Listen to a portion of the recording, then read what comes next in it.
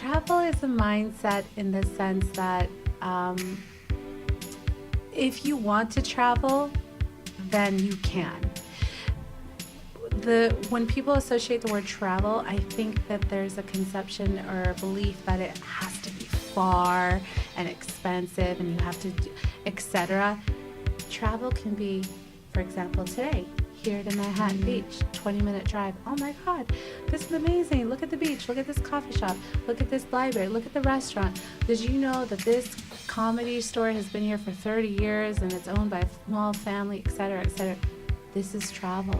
Travel is anywhere and everywhere.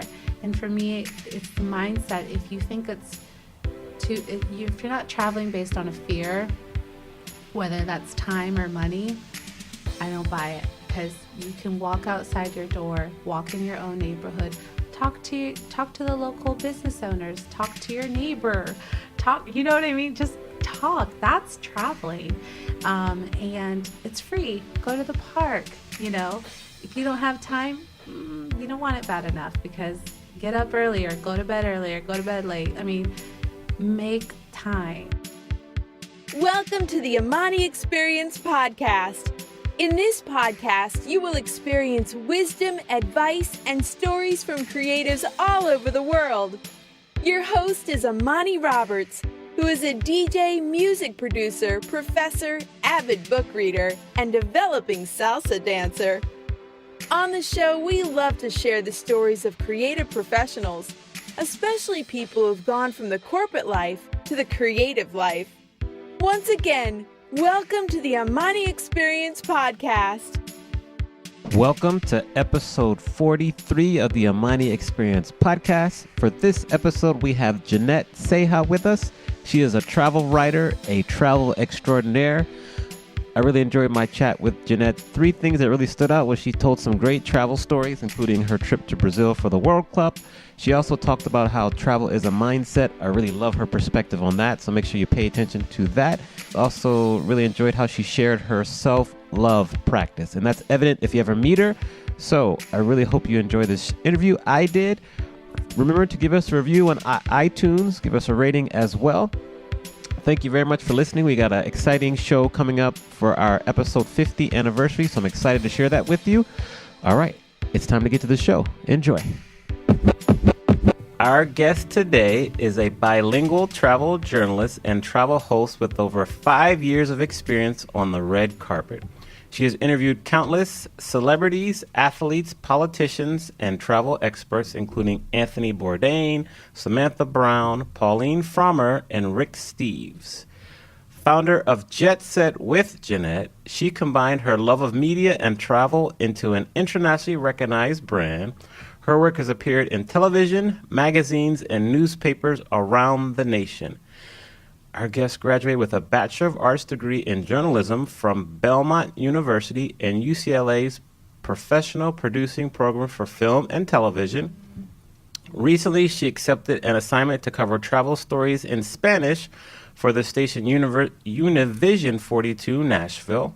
She is a proud global ambassador for Synergy of Empowered Women, Kind Traveler, and the Free Wheelchair Mission. Our guest's passion for travel has taken her to over 50 countries to date. Today, she is frequently called upon as a travel expert with an international public speaking career around the world. I would like to welcome Jeannette Ceja to the Amani Experience Podcast. Yay! Thank you so much. You're welcome. I'm so excited to be here. We're excited to have you. So right now, we are in our mobile studio in Manhattan Beach, California. Where did you grow up? It's funny because I'm a Southern California girl. This view of Manhattan Beach, the ocean, can't complain. It's one of the reasons why I love being a Southern California girl. I'm originally from Orange, the city Orange in Orange County. So not too far from here, about an hour or so. Good. And then when you were going to high school, you kind of made a switch to a different city on the East Coast, sort of. Complete culture shock. Long story short, my parents still live in Tennessee, but my uncle opened a Mexican restaurant in Nashville about 15 or 20 years ago. La Hacienda Taqueria, shameless plug. And it's still there to this day. And I'm happy to say that even Obama's had tacos there.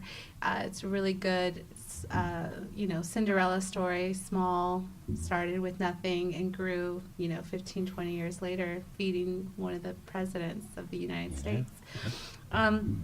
So when I was about 9 or 10 years old, my family said, kids, we're moving to Tennessee. And I literally had to look at a map, and I had no idea where Tennessee was. I mean, I was about 9. And so I spent half my childhood in Orange County and half of my childhood and teenage years in Tennessee. Good. Which was refreshing, actually.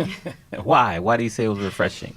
Because the pace of life was much more slow, and both have amazing perks and also not amazing perks. Also, what I love about Tennessee is that it's seasonal. So you have autumn, which is one of my favorite seasons in the world. It's crisp, it's cool, the trees turn orange and brown. And you have winter where it snows, and spring, it's beautiful. It actually rains. Here in Los Angeles we complain about like one day of rain, and over there it rains a lot. And nature, you have so many parks like the Great Smoky Mountains, lakes. It's beautiful. It's very, very serene. Good. And it's a great place to raise children. I will say that it's safe. The school system, at least when I was there, wasn't crowded, and a lot of transplants were coming in from all over the U.S., so it's become a lot more diverse since I've been there. Are you thinking about moving back? No. Although my parents would be very happy, of course. I love to visit as often as I can, especially during Thanksgiving or the holidays. Who knows? Never say never, right? However, I feel most at home in Southern California. This is my home. All right, you said it. So you went to Belmont University, and you had a journalism degree. And then talk to us about how you ended up in Rome. Yes. And also with Belmont University, it's a funny story, but I knew, as you can see, since I was a little girl, that I wanted to be a communicator, messenger, informant. But I didn't. I thought it was the news. So growing up, I would read the newspaper to my family or whoever would listen. I would tell them what was going on in the news, and then I thought I saw Christiana Amanpour on CNN, and I really looked up to her, or Katie Couric. But then I started watching the Travel Channel or Discovery Channel, and I started learning about cultures. And sorry to segue out of it, but how I ended up at Belmont was I've been writing about travel since I was 12 years old. So it's been about 19 years that I've been writing about travel, researching, studying all the hosts like Samantha Brown or Rick Steves or Anthony Bourdain, and I would literally be watching them and tell my mom or anybody who was at home, I would say, "Hey, Mom, come here. It's really, really, really important."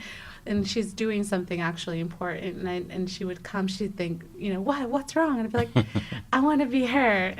And I'd point to Samantha Brown, who's host of a travel channel. And she'd be like, Jeannette. And then she would go back and do important stuff. But it was ingrained in me as a little girl, growing up. It's like, I want to do that. I want to do that.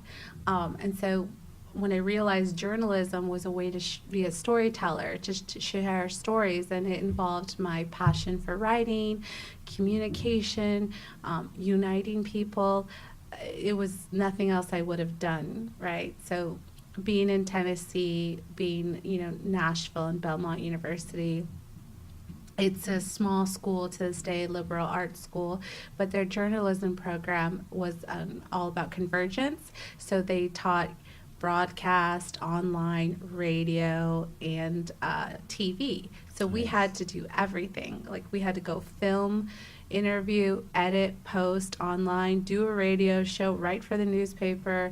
We had to do it all. And they said, out in the real world, when you get out there, you should know how to do everything all. Like, don't expect, just right off the bat, just to be like, get everything, like have your own video person. And it makes you that much more valuable. So that's what I loved about Belmont. And the dean, Tom Story, who recently passed away, he's always been my supporter, and from day one he's been following me and saying how proud he is of me and everything. And he said, when you walked in the door, you said, I want to be a travel journalist, what do I do? So I don't remember saying that, but he said, I'll never forget that. Yeah, you knew at a young age. And I understand that you are a CHIPS Quinn Scholar at Belmont as well. Someone's been doing their research. Be very worried. Wow. No, just kidding. How did that kind of influence your college career? Yes, and that came from Tom Story, the dean of journalism program, who was also the travel editor, who was also one of my professors. And he said, Jeannette, you need to apply for this. You're perfect for this. And I was like, I didn't really believe in myself yet and my ability. And I was like, no, I'm scared. Yeah. And he was like, just apply. You never know. You're perfect. You're Latina. You want to do journalism, blah, blah. And I said, okay. And I just filled it out and submitted it and didn't expect anything. I think like a couple weeks later, like, congratulations, you're a CHIPS Quinn Scholar, and you're going to intern here at the Tennessean, at the newspaper, and we're going to fly you to the Washington, D.C. at the museum. Yeah. You're going to take a multimedia boot camp, and this and that. And I was like, what? Yeah, and I'm so grateful to have had that experience and to have been chosen for that scholarship. They also gave me a $5,000 scholarship when I interned at Fox News Chicago. That paid for basically my whole stay in Chicago.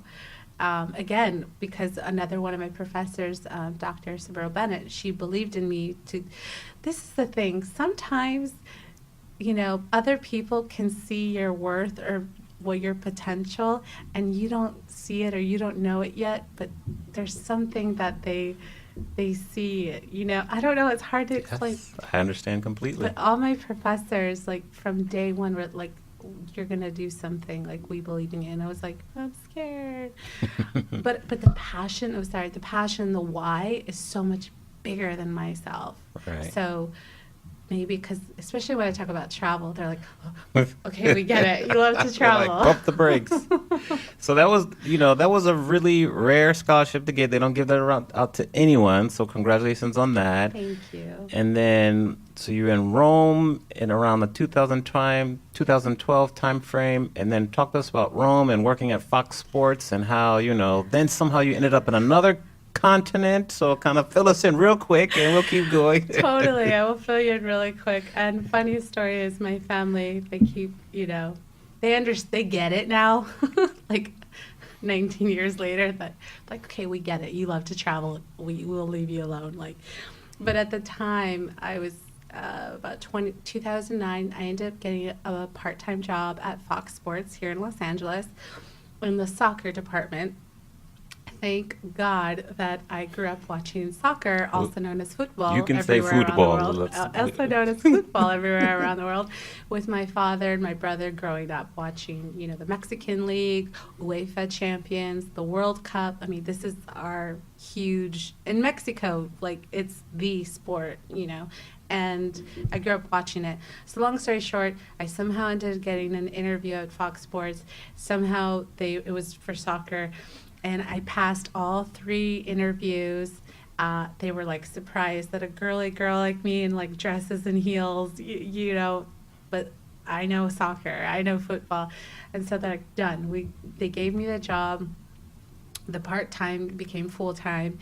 And then I started taking night classes at UCLA because in the back of my mind, I always wanted to host and produce my own travel show. I love the hosting because I love the engagement with people. Like, I need to be with people. But I love the producing side because it's the creativity. It's all that behind the scenes and the creativity side. So I ended up taking night classes. So I would take night classes. I did that. Loved it. However, there was something missing inside. Like, on the outside, my life looked, quote, perfect. Car, good job, classes. But on the inside, there was something missing, and it was that I wasn't able to travel. Like 2 weeks a year doesn't work for me at all. And I'm very grateful and humble, but I'm not very, I like nice things, but I'm not materialistic. Like, I don't care. And anyone who knows me knows that I will never spend over like $80 on any clothes or bags or shoes. I won't. And so I'd rather buy plane tickets or experiences. I'm all about experiences. So, and I was working the morning shift. I would do 4:30 a.m. to 1:30 p.m. shifts, and sometimes they would ask me to come for the, second shift. And so I had the best time, and I went to games, I met soccer players, I interviewed soccer players, I got to work on the production side with producers and edit, and it was great. But again, if I wasn't traveling or able to travel, I felt something was missing. So, true story, I had a dream. Okay. In my dream, this was about 2009, October.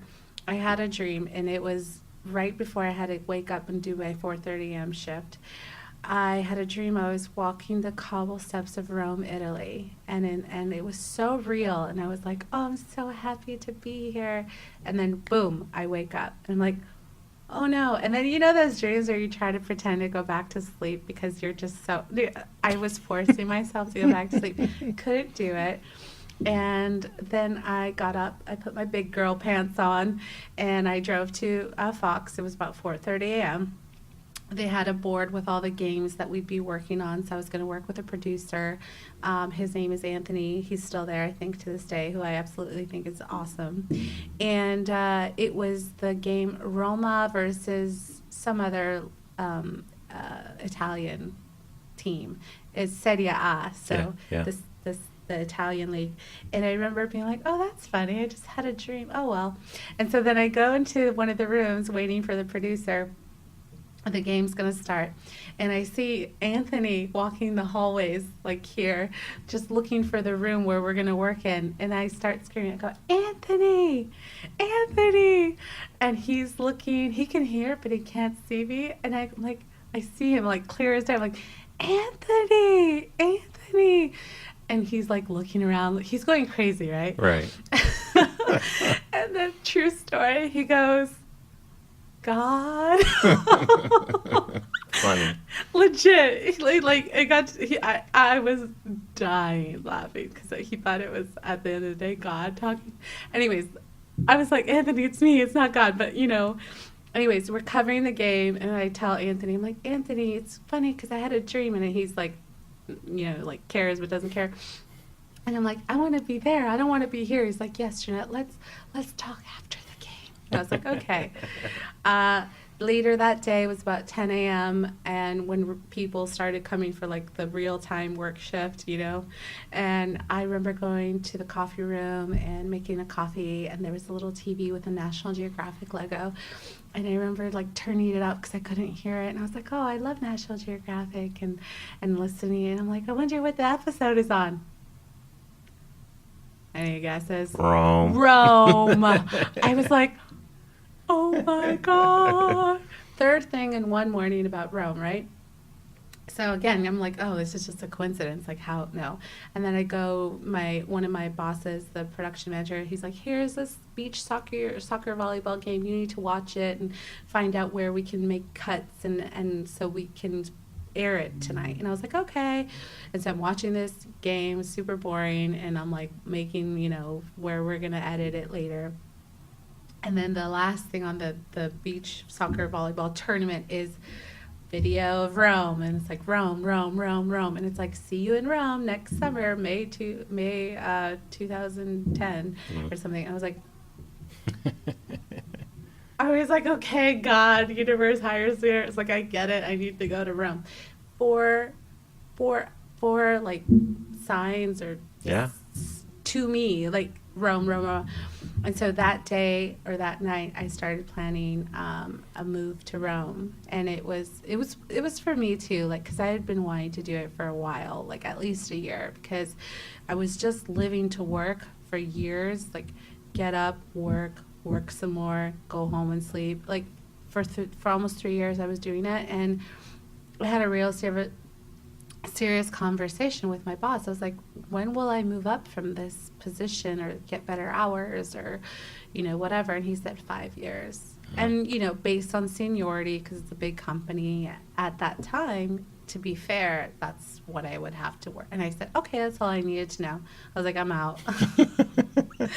Moved, long story short, bought a one-way ticket for Italy for 6 months later. I didn't tell anyone. I started saving, planning, and a month before my trip, I told my roommate, because I had a roommate at the time. I told him that I was going to move, and then I told my work. I gave him a month notice, and I said I'm going to train whoever is my replacement.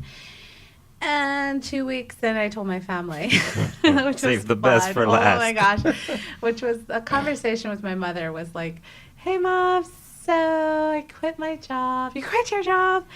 And I sold my car. You sold your car? I sold my car on Craigslist, by the way. Totally did it on my own. Didn't know what I was doing. And here's the kicker. I was like, and I'm moving to Italy. Just like the phone was yelling through the phone, like my neighbors could hear it, and I was like, okay. But I was like 26, 26. I'm an adult. I've been working for years. I've been a good girl. I've been dedicated, but yet I wasn't living for me, right? And so regardless of anyone said or did, like, you're crazy or this or that, or you're leaving a good thing behind, I needed to experience it myself. Like, if I was going to make a mistake or fail or whatever, let me do it. Let me get out of this comfort bubble for like at least a month. And if it doesn't work out, I'll come right back. It was just that need for me to do that. And so I did it. 6 months, was out there, came back, was here for like 2 weeks. My brother got married, attended his wedding, was like, okay, should I go back? Should I stay here? Or what should I do? Within that 2 week period, I got a job interview offer to Australia for a 6 month contract job.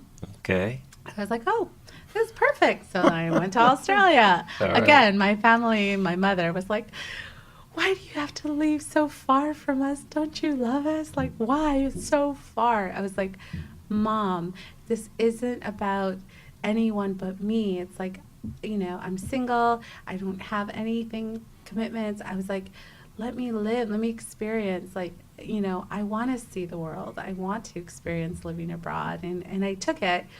And it was only for 6 months. So I was like, I'm going to come right back. And I got to experience Australia, travel around Oceania. I stopped by Fiji. And then as soon as the money ran out, I was like, okay, I'm coming back. Come back home. But if you can see in my life, those were my 20s, right? Because Yeah. I'm in my 30s now. Barely 30, so yes. But, so question for you. Yes, please. Still very young. Oh, gosh. Nashville, Rome, L.A., Australia. Yes.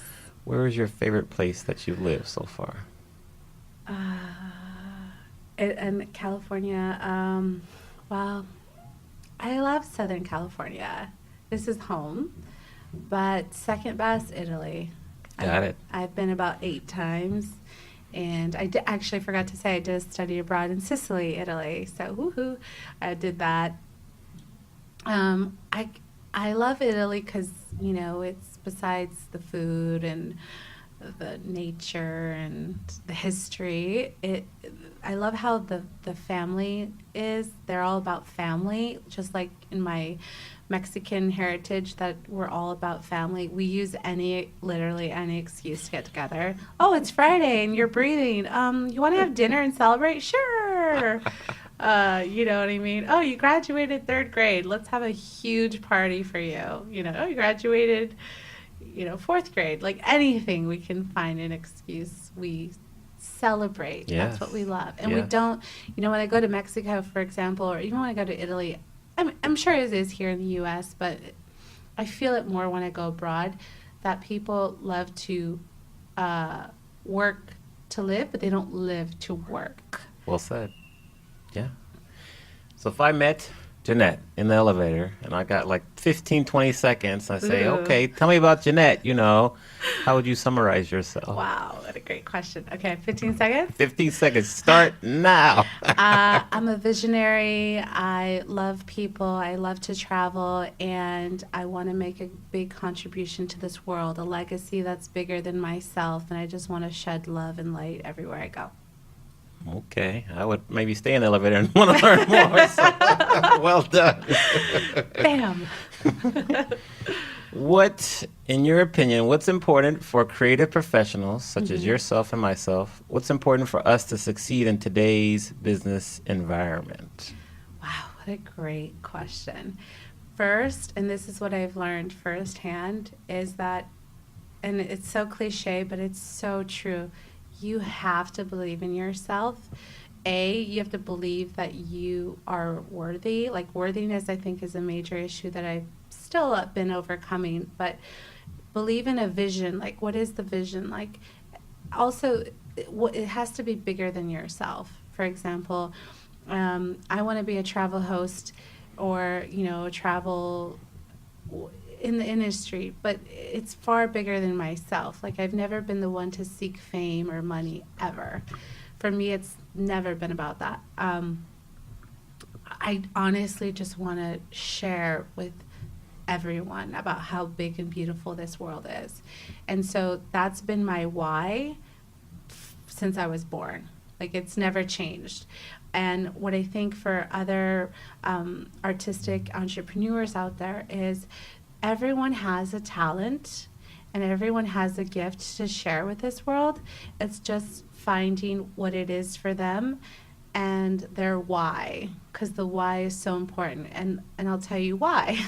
Tell us. Because I have faced many, many failures, many rejections, many obstacles, people, including in my, really close circle, that were like, you're crazy, this isn't going to work, get a real job, yada, yada, etc. Insert fear, right? But the why is and has always been bigger than myself. So regardless, I'm like, okay, well, I'm still going to do it. Like, I'm still going to, like, that's why I am where I am today, because of my why. It's so strong. And I know Simon Sinek did a TED Talk about that, and I love Brené Brown. So many people, it's that why you love what you do and why you want to do what you do. Because if it's about money, at the end of the day, money can come and go. Will you still be happy? If it's about fame will come and go. Will you still be happy?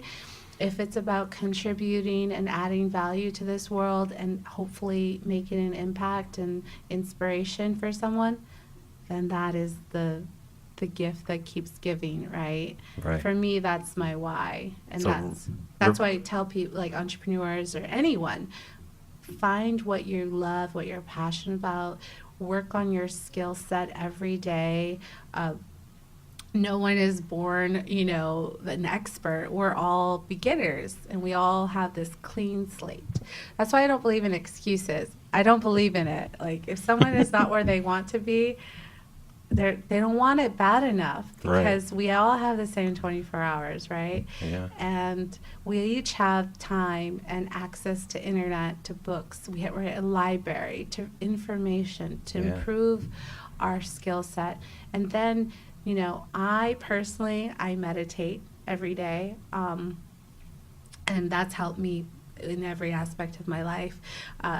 Be hyper focused on my vision and working on my mindset, because the mindset is so important too. Because like I said, there's nothing anyone can tell me I can't do, because I'm like, oh, that's really cute. Oh, you don't think I can? Well, that's cute. Sit down, because I'm going. Like, you know what I mean? Yeah. I've built that up, though. It's been building from consistent like meditation, reading, listening to podcasts like yours, amazing podcasts, watching, inspirational, like feeding my mind. Yeah. I have the growth mindset, and I'm always open to feedback, and I understand that I don't know everything, but I'm willing to learn. Yeah. And you know what I mean? If I'm not out there partying every Friday and Saturday night, I don't. Either way. You mean I didn't see you last night partying downtown LA? No. I just flew in from Miami, actually. And I was telling you earlier, I'm not embarrassed to say I went to bed at 7 p.m. Yes, 7 p.m., everybody. Rest is important. Now, you mentioned no excuses. So you remind me of a quote that says, in life you can have reasons or result, but notice reasons don't count. So that reminded me of that. Yes. And then you gave a lot of information there to kind of deconstruct. So I have a question for you. Growing up, you grew up in a house that had two different money mindsets. Yes.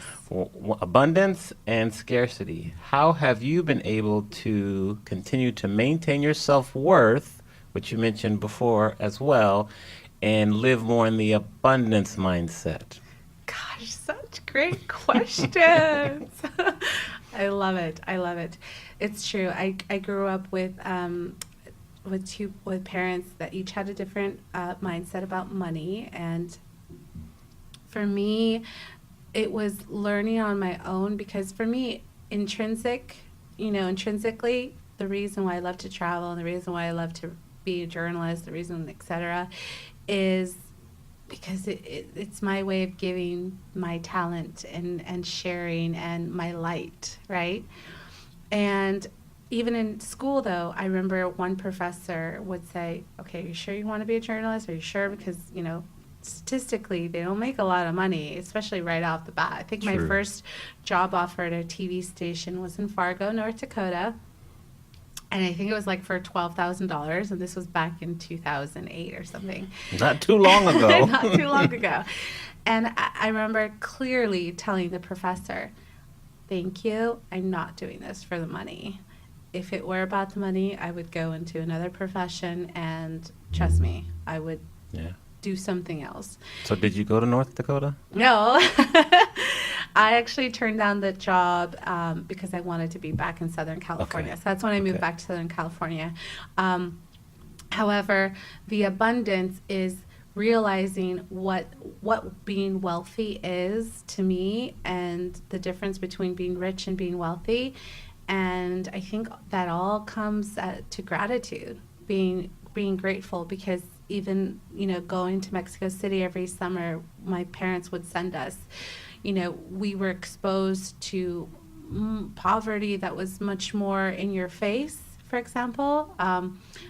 Little kids asking you just everywhere for money, and you would see people without legs, and it just made you feel so grateful when you come back to a first world country like the United States.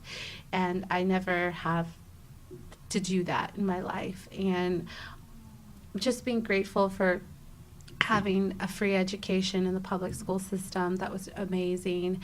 And honestly, although my parents' mindsets were very different, I'm really grateful for both of them, because my mother to this day is one of my biggest role models, inspirations. And I could cry because I'm so happy, grateful. But the days where I wanted to give up, in college, and when I was writing 40-page essays for my journalism classes or communications, and I would just, let's say I accidentally pushed a button on my laptop, and then I just deleted everything, and I had to do it all over again. Those nights when I just wanted to give up and just not go to school or something, she would say, no, you are gonna finish your school, you're gonna get an education. And she was like, you're going to learn how to cook and clean. You're going to do this. I never want you coming back to me saying, oh, I don't know, my husband left me, I don't know what to do. She's like, you're always going to have to know, you have an education, have a career, and know how to cook and clean. Because one day you're going to have a family, and you're going to have to cook for your family and clean. And it's all been very the push that I needed. And my father, in his way, always taught me, he grew up from a very humble background, that work to be a professional, and, how to save, I guess, in that aspect. And, I spoke to my father this morning, and he is, just, the parents' love for you is unconditional. And when they say they're proud of you, there's nothing better than that, because, I don't know. It's like, that's all I want, my family to be proud of me, I mean, that's not why I do it, but that makes me so happy. It's human nature. Yeah. Okay. I'm wondering, what do you do now when you still run into roadblocks or hits kind of some down times to kind of maintain your self-worth, but also, like, you left a pretty nice kind of glamorous in a sort of way, corporate job with Fox Sports, and now you do your own thing with, travel. You do lots of things, which is very, very inspiring. But how do you handle the tough days is the first question. And then also, well, I'll let you answer that one first, then I'll get part two next. Okay. Yes. And I also forgot to mention I did some red carpet entertainment reporting after I moved back from Australia. And that was great. However, I did deal with a lot of ego, which for me, it's such a turnoff. It doesn't matter how much money you make or what you do, how you treat people says everything, And again, it wasn't in travel, so I quit everything just to do travel. I think your question was tough days. Yes. I think the tough days that I've had or have is just learning to be business savvy and, like, let's say, even with contracts, understanding more of that, and being underestimated, either whether it's based on my looks or because of my age, or regardless, when I'm underestimated, but yet when I have the chance to prove, like, actually, you know what, I know what I'm talking about, and I deserve to be here. And I'm not one that's ever going to be like flashing bikini shots or anything. Like, I'm a very, very professional woman, and very serious, and I want to be recognized for my intelligence and for, my contribution to the world. I could care less about being like on a calendar or anything like that. So I've turned down a lot of those jobs because I'm like, I'm not for it. So tough days. Also, I deal with failure as well. I'll pitch, let's say, to publication, and they'll say no, and I'll say, okay, but I have to move on. I have to keep going. Or if I auditioned for some travel shows in the past, they said no, okay. Or even tough days when, in the pursuit of my dreams, over the years, when I've had people tell me, and people that I really care about, and in either family or friends, with good intentions, say, I think it's time to get a real job. I think it's time to be realistic. I think it's time to be practical. Or I think it's time, like, I will admit that really hurt because of who it was coming from. But again, I have to follow my passion. I have to follow my purpose. I have to follow my why. So regardless, I say, you know what? It hurts, but I got to keep going. Yeah. So tough days like that, I've been really lucky, though. But I also think luck is what Oprah or someone else said, is hard work meets opportunity. So consistently, what helps me with the tough days is meditation, is affirmations. I remember 2 years ago when I started saying daily affirmations in the mirror, I remember saying the affirmation, I am love, I am lovable. And I remember when I was saying it in the mirror, they say affirmations at least 3 times to help you with your subconscious and your limited beliefs. I remember when I was saying I'm love or I'm lovable, that I would cry. And I was like, why am I crying? And I realized in real time that I was like older Jeannette, 30-year-old Jeannette in her 30s, was telling little Jeannette, it's okay. Like, I love you. You're lovable. You're worthy. Things that subconsciously I didn't believe, right? Until I was aware and woken up and started to believe in myself. And that has helped me with the tough days, because nowadays, like, regardless what anyone says or does, I'm like, okay. Like, I don't take it personal, right? Because at the end of the day, what people think of me is none of my business, right? Great quote. And right, I forget Great quote. I forget who said it, but someone said it. But at the end of the day, if I sit and worry and think about, oh, how is this person thinking of me, or will they think it's a good idea if I take, bye. Like, I don't have time. If you love me unconditionally, True. and if you don't, then just get out of the way. When did you realize that your career as a travel writer was gonna, like, it was legit? You were all in, was it when you were 12 years old, or was it, your last trip? When did you realize that this is the real deal? I feel as a little girl, I think it's been in my micro goals. Right? It's been in little instances instead of one big aha moment. It's been when I wrote my first travel journal when I was 12. We were on a trip and I was just writing everything down, disposable camera, taking pictures. We got back from the trip, developed them, taped them to my little journal, and I didn't know what I was doing, but I was like, this is what I want to do. And I would show people. I think at 12 is when it was ignited. Again, throughout my educational career and my professional career, it was little moments that were leading up to today. In journalism class, when I would have to interview people, in internships at CHIPS Quinn Scholars, when I had to do these boot camps, and even in sports, when I was working and learning about producing with the producers and learning from them. In entertainment, I was, working on my interviewing skills and learning how to ask better questions, to be a better listener.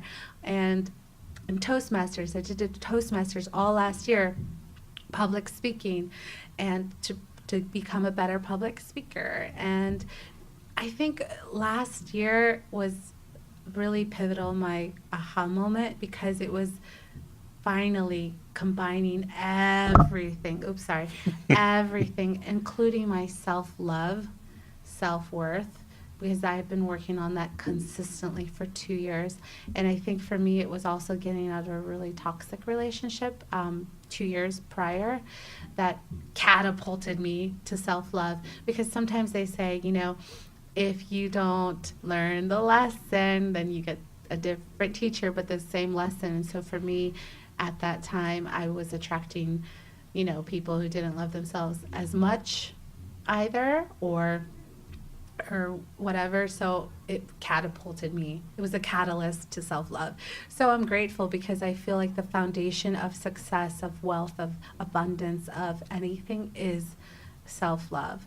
Because if you feel like you deserve it and you're worth it, then you will fight for it and you will work on it and you will go for it regardless of the current circumstances. Because I will tell you, there were days when I would be eating rice and beans for months, but I believed in myself and I was like, I'm not gonna go, no offense, like, I think corporate jobs are great, I've done it before, but I will not go back to that. Or I will not do a 9 to 5. I will not sit at a desk. Personally, I have to be out with people, and I have to have the freedom to go when and if I can. If you could see the determination on your face when you said that statement, I believe you. I'm not questioning you at all. In terms of self-love, yes. How do you consistently maintain and practice self-love now? What advice would you have for someone who's struggling with self-love? Wow, such great questions, Amani. Gosh. Thank you. I practice daily self-love every morning. I'm that more dreaded morning person that everyone, if you're not a morning person, I am. So I naturally wake up around 5:30, and I spend time meditation. I do my affirmations. Sometimes they change based on what I want to work on. For example, if I want to work on money or abundance or self-worth, it'll change. And I do a meditation, and I just also like to go out in nature and go for a walk. So I like to do that for 30 minutes. Just the first 90 minutes to the day, be completely on my own and give myself that time. And I that's how I do self-love. And then I also learned to say no, right? And not have to give an explanation to people, because I used to be like such a people pleaser with good intention. I always wanted everyone to be happy, and I always wanted everyone to, whatever. But there were times where I would go out when I didn't feel like it, or I'd take another job when I didn't want to, or yada yada. And so now I'm like, no. And people are like, but why? I'm like, well, just so you know, I'll tell you this time, but don't ever ask me again, because I don't need to tell you why. I mean, unless you're like my child or husband or someone, I'm okay. But like if you're an acquaintance, I'm like, no, I can't. It's like what Chandra Rhimes says, right? It's like just, saying no, or Ilyana, I don't remember who said it, but somebody, just saying no, and that's it. And if someone has to respect your time and your boundaries, having boundaries, that's how I practice self-love too. Good. Like, Okay. again, and that all comes down from self-love. And then doing the inner work. And part of doing the inner work is what nobody wants to do, including myself, is we can blame our external factors. We can blame the government. We can blame everyone and anything, like exes, this and that. But you got to turn the mirror and look at yourself and say, okay, where do I need to work on? What are my limited beliefs? What are my wounds that need healing? What is it that I need to work on, right? And work on them, whatever that means, whether it means therapy, whether that means meditation, whether that means whatever it is, but doing the inner work. I can't tell you like how pivotal that's been for me. And that's what I tell people, because people come up to me like, you're just so happy, you have such a good energy, what do you do? Like, oh gosh, well, I do a lot of inner work, because I feel like your external world is a reflection of your internal world, right? And you can tell that I've done the work, and I'm still doing it. Like, I'm not perfect in any way, but I still do the work, and I don't take excuses anymore. If someone's like, I want to do what you're doing, I'm like, okay, well, what are you doing? I don't know, I just talk to me when you're really serious, because I don't have time to sit here and listen to reasons or excuses why you can't. All right, because nobody was telling me, oh, here's $1 million, go travel the world. Like, I had to figure it out, and I had to make opportunities when there was nothing there. So for me, it's like we all can do it. Like, the question is, how bad do you want it, and why? Got it. Why do you love what you do? I love to be an inspiration. I'm the type of person that if you're with me, I always want to leave you feeling higher or better. And that's something for me that's like my gift. I'm also very empathetic. I'm an empath, so I can empathize with people. That's why when the interviews, it's like I'm not just I can feel you, like, you know what I mean? Like, I can empathize, and I'm always that person that tries to see the situation from the other side. And I feel like I'm just here to bring light and positivity to the world. It's, for me, one of my dream jobs is to be an ambassador for the United Nations, as well as a travel show, as well as get a scholarship fund eventually for my university, my alma mater, Belmont, and provide study abroad scholarships for students. Because for me, the best gift that you can give anyone is, besides your time, is education and travel. Because to me, those are the best things, gifts, and they're intangible and they're forever. So those are my big time goals. And then I want to get married and have kids, of course. Okay. All in due time. Now I'm going to read a quote that you said previously, Okay. and I want you to explain what you mean by that. Okay. You said that travel is a mindset. Yes. What do you mean by that? Travel is a mindset in the sense that if you want to travel, then you can. When people associate the word travel, I think that there's a conception or a belief that it has to be far and expensive and you have to do, etc. Travel can be for example, today, here to Manhattan Beach, 20-minute drive. Oh my God, this is amazing. Look at the beach. Look at this coffee shop. Look at this library. Look at the restaurant. Did you know that this comedy store has been here for 30 years and it's owned by a small family, et cetera, et cetera? This is travel. Travel is anywhere and everywhere.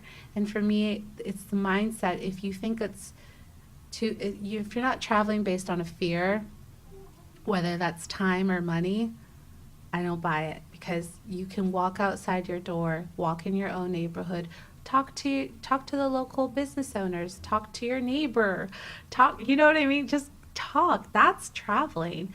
And it's free. Go to the park, you know. If you don't have time, you don't want it bad enough, because get up earlier, go to bed earlier, go to bed late. I mean, make time. You know what I mean? That's what I mean. Travel is a mindset, because those are the top reasons why people don't travel. Yeah, great definition. What scares you? That's a great question. You know, what used to scare me was being vulnerable. Okay. Like showing my vulnerability. But now I've learned that's a strength, right? Because what scares me is great white sharks. What scares me is, I'm not afraid to fail, actually. I don't know what else scares me. Just, I guess, the daily, being rejected. But then at the end of the day, I think it's a redirection, right? All right. I just want to live a life and build a legacy and have a family one day before, I want to still do that. So what scares me is if I don't get to do that in my time, but I feel like I will, but still, That's an honest answer. I appreciate it. Understood. Now, the travel writing industry, travel show host, it's really crowded. How do you distinguish yourself from the competition and rise above all the noise? Great question. It is really crowded. However, it's not at the same time. Meaning the big time players, it's not crowded. Meaning like the Bourdains, the Samantha Browns, the ones who are like the Rick Steves, the ones who have their big shows, or the writers. I don't really think. I think competition is healthy in the sense where it makes you want to be a better person. But I think if you strive to be the best in your skill, writing, hosting, like I told you, I've done years of classes of working on my skill set. I think, I forget who said this quote, but someone said, if you build it, they will come. I've been building on my skill sets for years. And it's funny because instead of me now, I haven't sent my resume in years, right? I haven't applied to a job, quote, in years. But I've been consistently building and networking and doing work. But now it's like everyone is coming to me. I don't know how people from, you name it, countries and media and PR and everyone is finding me and wants to either talk to me, work with me, which I'm so grateful for. So I think that when you look at it in that way, you don't really see competition because we're each on our own journey. Somebody who's at the top of their game, I don't know what their journey was, right? I don't know if they've been working 20 years and then boom, because I don't believe in overnight success. It's no such thing. There is no such thing. There's no such thing. And I remember in hosting class, Marky Costello's hosting class here in LA, they were like, even for actors, for example, an overnight success is 8 years of hard, consistent work. For me, it's the same thing. It's been 19 years, let's say, that I've known I wanted to do this and the micro goals, but in the past 3 years, it's all been 110% every day, all day, travel. It's like I've turned down jobs if they weren't about travel, and I've taken hits. But again, I want it that bad. You know what I mean? And I knew that going back to the either whatever 9 to 5 would only delay my process. So, nowadays, been known as an influencer. I I have been here before social media, and I know I'll be here post social media. I love social media, but that's 10% of my work. Like that's honestly just like a preview, a teaser of the work that I'm doing. But everything else is like I'm out and about and doing things. And I think it's great to have lots of followers, absolutely. But if you're not engaging with those followers and you're not adding value to their lives, like if I'm just in bikini shots all day, every day, how does that add value to your life? You know what I mean? Understood. Yes. Next, so to kind of continue, Yes. how has a failure or an apparent failure set you up for later success? Mm-hmm. Do you have a favorite failure of yours? Wow, yeah, there was a recent failure where I did an interview and I realized that the audio was not on post-interview. However, because I've been working on my worthiness and mindset and growth and everything, I put my big girl pants on and I called the person I interviewed, who's an amazing, respectable person and famous, and I was honest. I said, I'm so sorry. I did an interview, our interview, but the volume, or something was wrong with the microphone, actually. It was on, but it wasn't working. So I said, I could have just not, but I did. And, the person was so gracious and amazing that they were like, no problem, let's do it again. And, for me, that's a disappointment in myself because I'm like, you weren't prepared, Jeannette. Like, even though I had all the equipment and the microphone was on, it was actually missing a part or there was some defect to it. Right. But if I did proper testing audio, I would have figured it out. But that's one example. I have so many failures. I have so many failures to choose from. But that was a good one, and you got through it, so we'll take that one. Okay. That's a good one. Speaking of interviews, yes. When you think back to all the interviews you've done, who have been some of the most memorable interviews that you've done? Well, for sure, Anthony Bourdain, for Got many it. reasons, growing up watching him on TV. And he doesn't do a lot of press. I don't know, a lot of people, he doesn't, like, that I know of. And I'm heavily involved in the travel industry.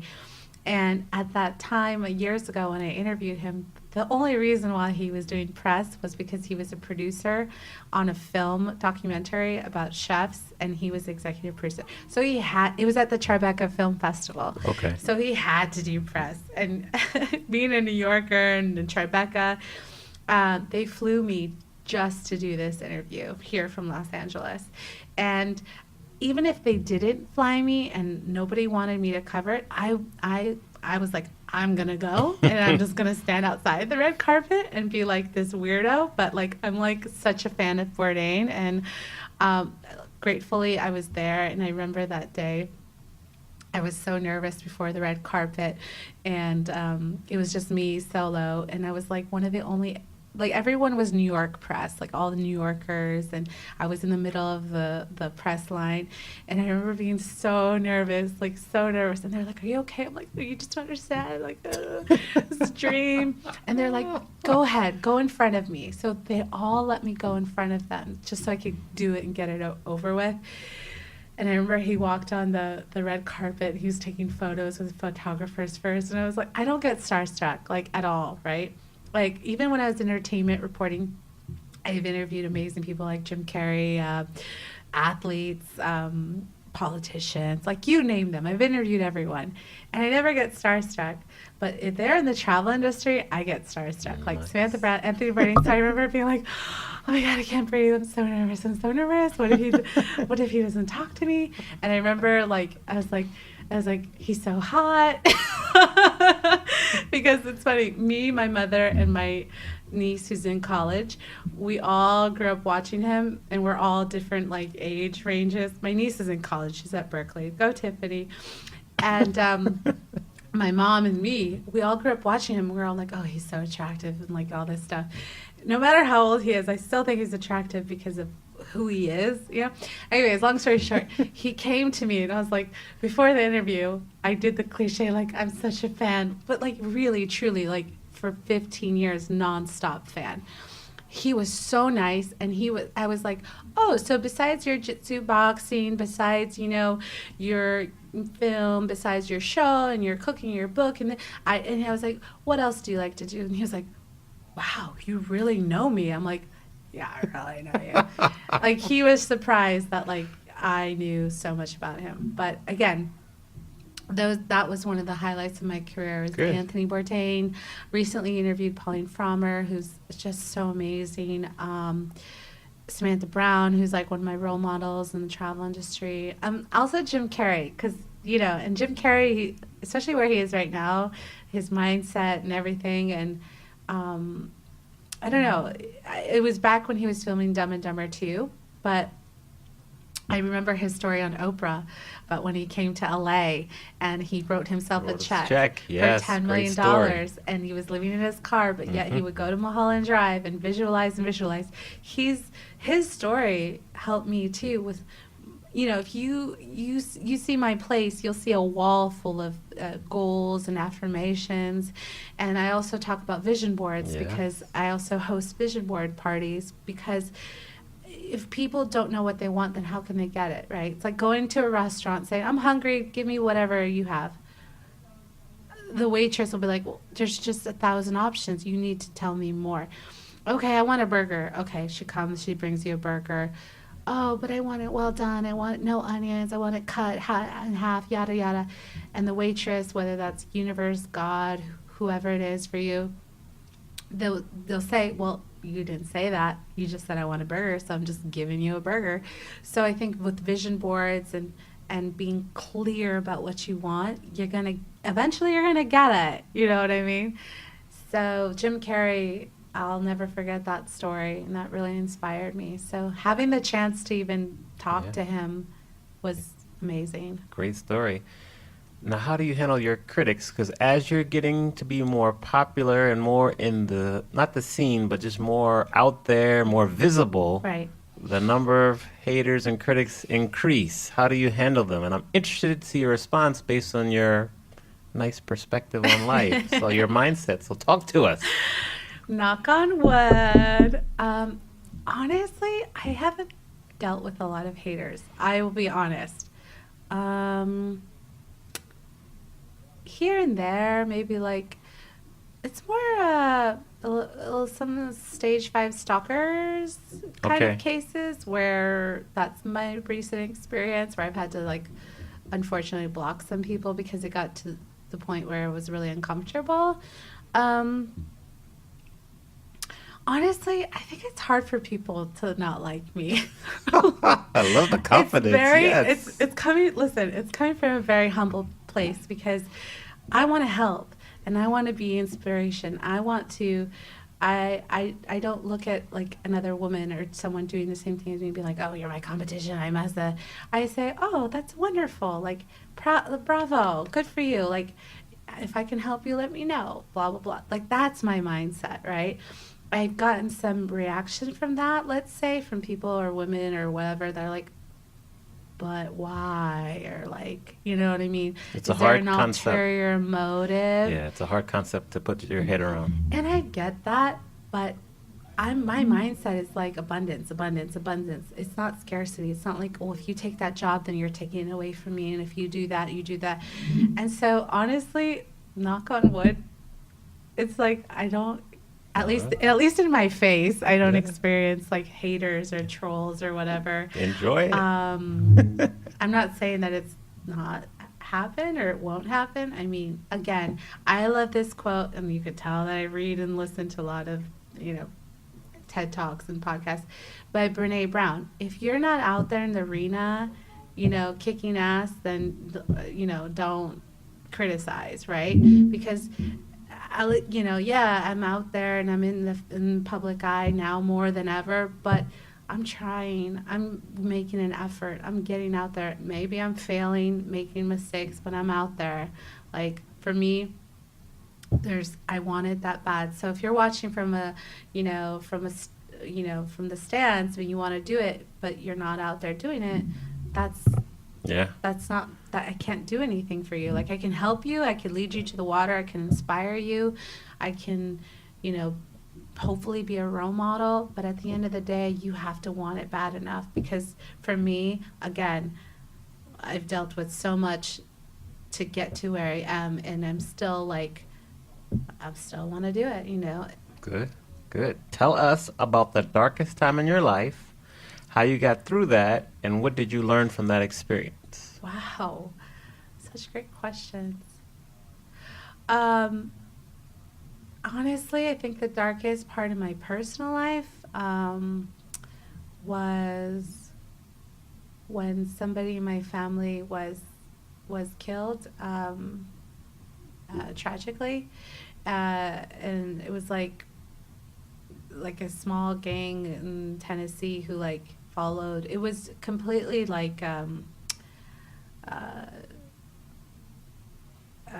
just this small gang that were on drugs, that were robbing people or following people, and unfortunately my grandparents were the victims of that, and my grandfather didn't make it as a result, and I think it was for $200 or something ridiculous, and I think that turned my whole family's life upside down.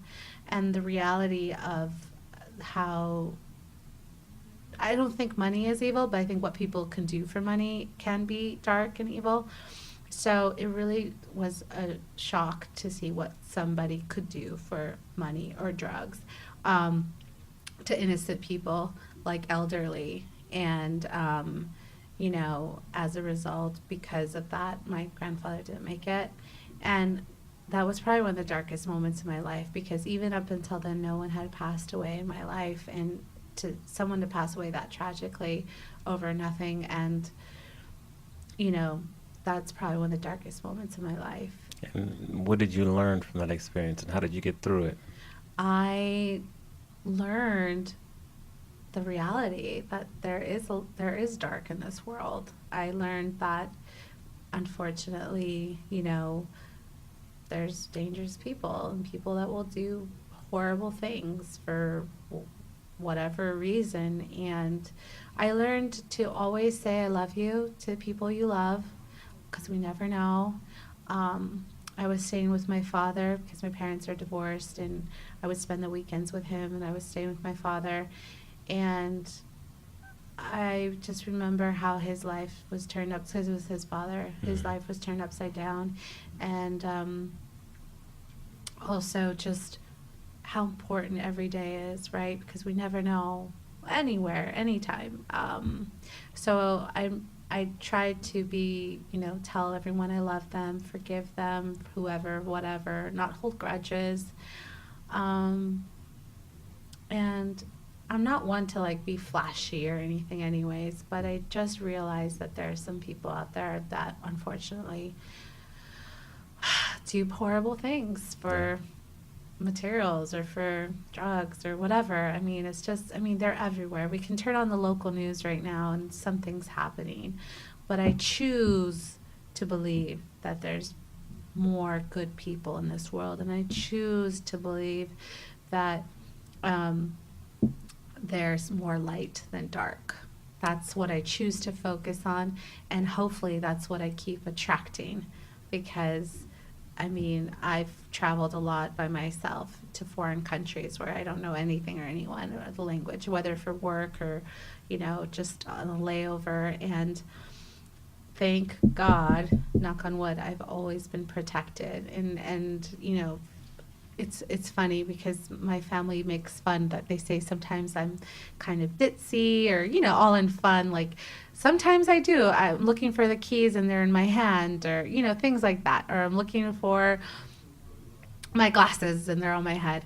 But yet when I'm abroad, it's I'm always protected, and knock on wood, nothing happens to me, and that's what people fear. They're like, oh my God, but you're in Brazil, you're by yourself, and it's dangerous and this and that.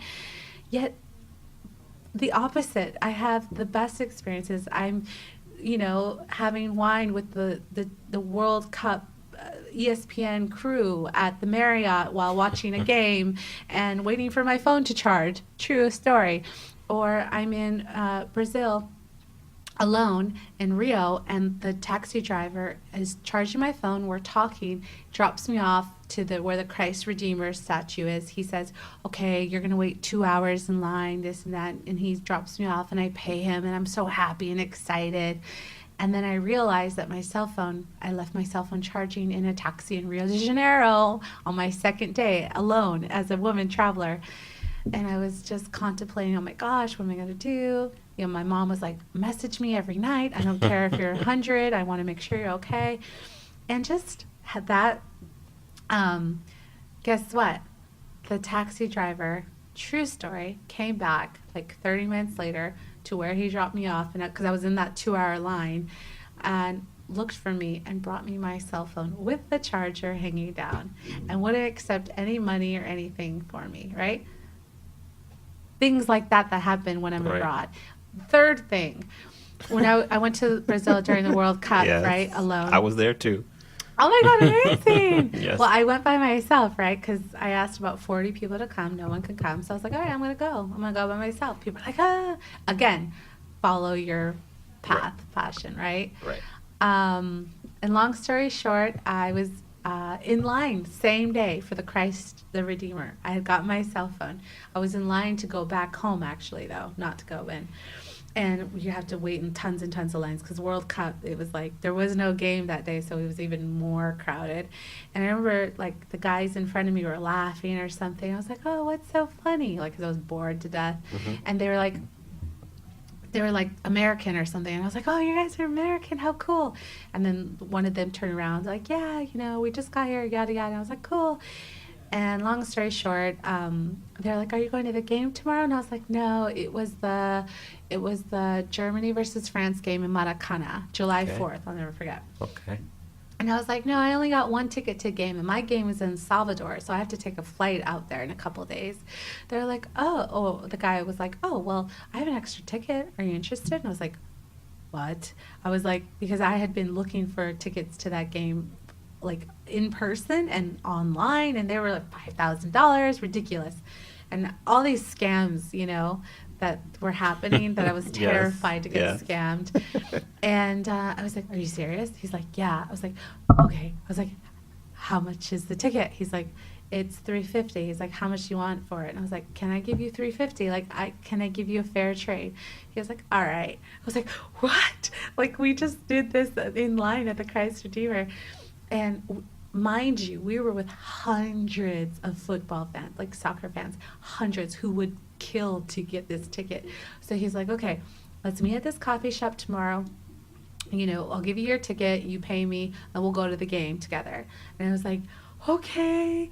And I remember going to the ATM, like getting all this money out. It was like $350, $350. And I was like, praying and so happy because this is a dream. This is a dream, not only for me but for my family, going to a World Cup game in Brazil and just and so I remember like crying and couldn't believe it. Like just the most amazing day. Like you can't make this stuff up, right? But if I had not gone, I would have never experienced it. Sure, I could have experienced bad, but I experienced amazing. So I met up with him the next day at the coffee shop. I had a little pouch and with the money in it. I said, look, I have the money right here. We can exchange now or at the game. I was like, I just want to get rid of it because I don't like having money on me, cash. And he's like, don't worry about it. Let's get coffee and let's go. I was like, okay. So we got coffee. Then we went to the subway with like 1,000 other World Cup fans. And then we see the stadium, Maracana, and I'm crying. And because it's a dream coming true, right? Lifelong dream. Especially my dad's. So I'm there for my family. I'm there for me. And there's like 40 people who are like asking with signs. We need a ticket. We'll pay anything, $5,000, $10,000. They're like, we want to take, and they're from Germany and France. So they really want to go. And so we have to walk by these people to get to the stadium. And I remember being like, oh my gosh, we still haven't even done the exchange. This guy could legit just sell it and like, it's over, Jeannette, like, right? And I was like praying. I was like, please, please, please. Like, because we walked. The temptation must have been amazing, right? And so I'm walking, and he's like, come on, let's go. I'm like, oh. And so we walked by all these people. And then he just gives me the ticket, and we haven't even gotten to security yet. He's like, here's your ticket. I was like, oh my God. And then I started crying again. Because, like, I just, like, again, though, the goodness in people, there's so much good, right? And after such an amazing day, I was like, God, like, thank you. We get through security, and I go to the corner, and I tell him, I'm like, I just need a minute. I'll meet you at the seat. And I just start bawling my eyes out. Long story short, we see the game. I still have the pouch of money and money in my pouch. And, like, I have the money. Like, please, like, let me give it to you because I hate having a lot of money on me. Oh, it just makes me uncomfortable. And he's like, don't worry. There's too many people here. He's like, let's go back to the coffee shop, and we'll do it there. And I was like, okay. So we go, like, which takes hours, by the way, getting out of Maracana, getting on the subway, going back to Copacabana. We go to the coffee shop. I had a flight that night to Salvador to go to my game, which I had already a ticket for. And I'm like, oh, okay. I'm like, here's the money, $350. Please count it. I'm so grateful and happy, and I'm so happy, like, you know. And he's like, gives me the envelope back, and I'm like, what do you like? I'm like, here's the money. He's like, you take it. I'm like, what? He's like, I had such an amazing time with you. He's like, it was my pleasure. He's like, I know how much it meant to you. He's like, you're going to need this. I swear to God, I swear. He's like, you're going to need this in Salvador. I was like, and then I just start crying again. Good story. I start bawling my eyes out, and I'm like, what is going on? I'm like, please take my money. Crying. He's like, no, we're fighting over the table like this, no. And then finally he's like, I gotta go. Take your money. We'll stay in touch. Yada yada. Because he had to like go somewhere else, and I had my flight. And I was like, okay.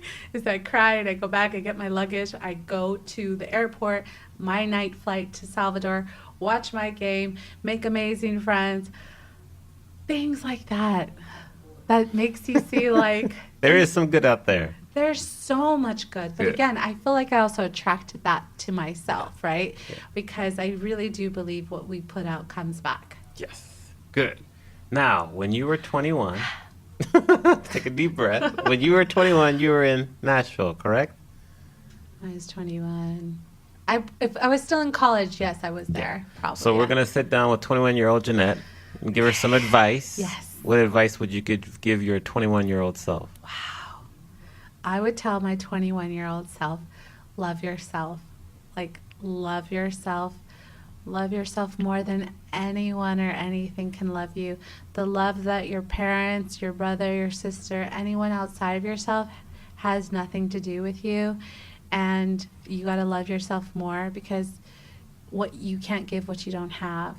And I realize now in my 30s that my 21-year-old self didn't know who she was, didn't know her worthiness, didn't know her power, didn't know how much love she can give, how much light she had in her or has in her, and believe in herself. Like, just, you know, but I feel like I had to go through those, you know, hardships and failures, and I had experienced jobs and date complete douches. Sorry, my language. Or date complete like egomaniacs. You know what I mean? Yeah. To understand and to love myself more. And fundamentally, that's what I would tell my 21 or any 21-year-old self, is just however you can love yourself. Do it. Well said. Well said. What is the one lesson in life that took you the longest to learn? To love myself. I'm thinking you might want something else. What's another lesson? To set boundaries, and that it's okay to set boundaries. Good Professionally, personally, set those healthy boundaries between anyone and everyone, because that's putting yourself first. Again, self-love. All right. Preach. Every great person has a sentence. What is your sentence? For example, my sentence would be, I help people unlock their creativity by teaching them how to DJ. What is your sentence? Oh, I love that. This world is too big and beautiful not to explore. Great sentence. All right. Now, we're almost coming to the close of the interview. Got a couple more questions. What is one new habit, that you've added to your daily routine in the past year or so that has been most beneficial? Wow. For sure, meditation. And then I started getting into yoga, different kinds of yoga. Kundalini yoga, which is amazing. Okay. It works with like all your chakras, and it's like meditation, and you have to breathe like right nostril, right nostril, and like you're like, ah. It's kind of like that hand, and where the Buddha. Yeah, it's like that. And core power yoga, which is like boot camp yoga. And then you have Bikram yoga, which you're doing yoga in like 90-degree rooms. I've been getting into yoga a lot. And reading. Okay. I want to read like all day, every day. That's a perfect segue because we're voracious readers here on the show. Yay! So the next question is, if you're going to recommend 1, 2, or 3 books that people should stop what they're doing right now and start to read them, what books would you recommend? Wow. Well, I'm currently finishing reading Abundance Now by Lisa Nichols, who I love and admire. She's a motivational speaker. She was on The Secret. That's a book I would recommend. I'm reading the TED Talk book, How to Give a TED Talk. Of course, travel. Any book about travel, whether that's a specific country, you name it. If you're interested, I recommend buying a book on a country that you want to visit. My bookshelf is full of those kinds of books. I also have, there's just so many. Right. Like, I can't even think of just share all. what comes to mind. Yeah. Tell the people how they can find you online, your social media kind of handles, and where you live on social media. Yes. So the best way to find and contact me is online, as I'm literally always on the go. My website is www.jetsetwithjeannette.com. And you guys, that's 2 N's. JEANNETTE. Yes, we will link it in the show notes. No worries. Thank you.